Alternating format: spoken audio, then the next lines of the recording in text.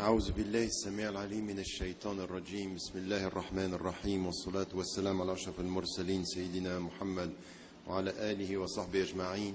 السلام عليكم ورحمة الله وبركاته. So as you know, for 20 minutes there is a special fatwa. No clapping and no Allahu Akbar. Just to listen. This is what I'm asking you for myself, because I don't like it. It disturbs me. And I really think that clapping is disturbing your own way of listening, and to use Allahu Akbar as a slogan is not the way it should be used. Allahu Akbar means that we are free, that we are freeing ourselves, that we are thinking about Him, and that we know that beyond everything we are connecting our heart to Him. Yesterday, just after my lecture or my talk here, I got a message from the organization of our brothers and sisters thinking about the disabled within our community, and especially the deaf people and what they are doing. And I really think that if we speak, and the very essence of our topic is about compassion and understanding, I think we have to think about the place that they should have in our community, and to be very, very committed to this. Just to speak about big problems and just to forget our brothers that sometimes are dealing with difficulties within the community is wrong. So from the bottom of my heart, I pray for them, and I ask all of us, just in any way, in any organization, just to open our doors, to open our organizations to anything which has to do with their presence with us, inshallah. May Allah help them not to forget, and help us not to forget, and help them to be with us. We are talking about students and in which way we have to be involved in our societies today, and what should be our contribution. You know, once I was reading just after a teaching that I had in Egypt, and I came and I read a hadith where the Prophet ﷺ is telling us something which was deep and important, when he was saying, إِنَّ هَذَا الْقُرْآنَ نَزَلَ بِحُزْنٍ.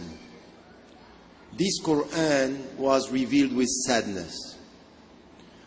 And I was asking myself, why is it that the Prophet ﷺ is saying this, and at the same time telling us, Bashiru, so spread the good news, and this is the best news, which is the Quran.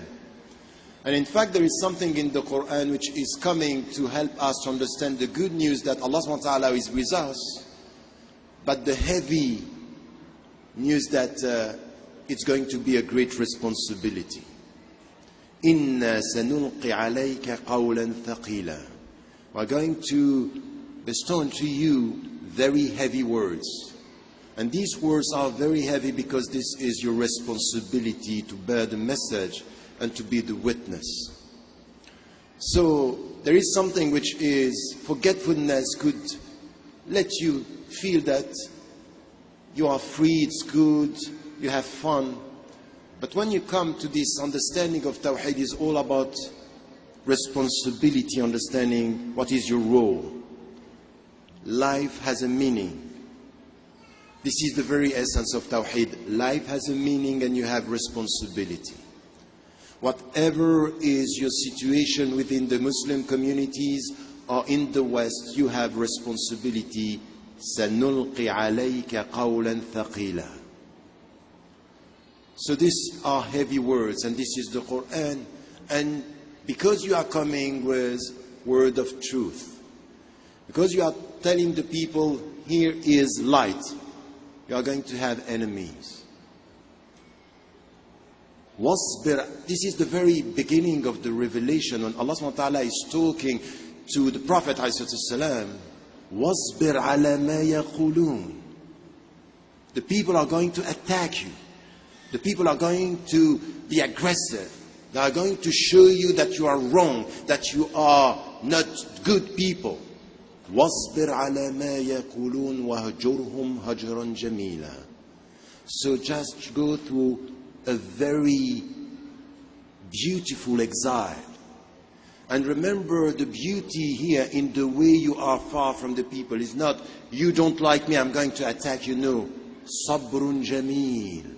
This is what Yaqub alayhi salam is saying, is a dignified patience and perseverance and endurance. وَهْجُرْهُمْ هَجْرًا جَمِيلًا. You have to do it with dignity, and this is something which is, as students, very important. What does it mean when it comes to your spirituality? Take a critical distance and think. What are the priorities? Don't react. Don't be emotional when the people are going to attack you. Because if you are emotional, you are not free.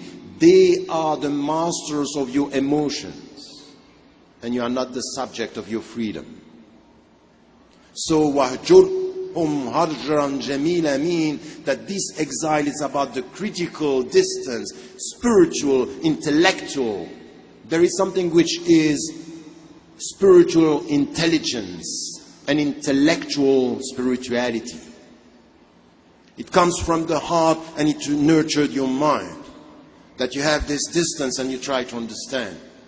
So this is a great responsibility, and it means that you have to understand the very meaning now of what the Prophet ﷺ was saying. And as we are here with MSA, and it's open to all of us, but mainly for students, be careful. The Prophet ﷺ was asking, Allahumma nas'aluka ilman nafi'a.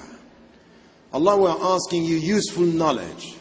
By meaning this, you have to understand Allahumma nas'aluka, meaning that knowledge is but a means. Never worship knowledge. Use knowledge as a means towards Allah, but don't start by worshipping knowledge per se. If we are doing this, you are going to use or to be misled. You know what the Chinese proverb is saying? When the wise man is pointing out to the moon, the crazy guy is looking at the finger. The foolish is looking at the finger. Worship Allah and use your knowledge in order to worship better. But not be obsessed with, I want ilm, and if someone has a ilm, I'm going to respect him, not as a mean towards Allah, but as someone that I start by sacralizing or worshipping. This is wrong.